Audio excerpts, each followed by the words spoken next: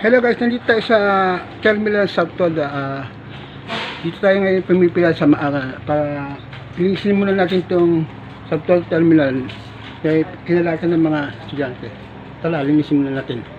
So ilang oras, dinamihan ng mga estudyante ito o ng mga umuupo dito yung kalat dito sa South Toda Terminal. Ngayon linisin muna natin para pagka ginamit ng mga miyembro ay malinis na, hindi na siya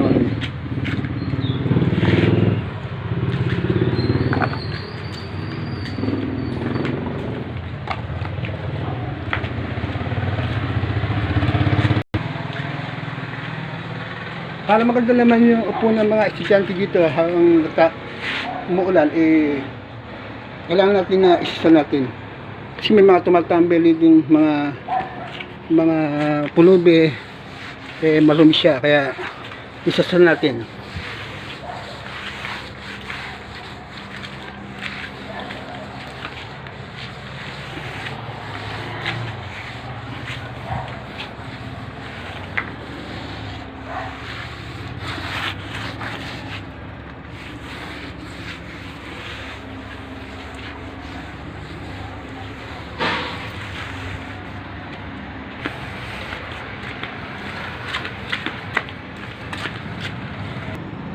So ayun nga guys, malinis na maganda na siyang upuan mamaya ng mga estudyante pag habang umuulan nakaangki dito.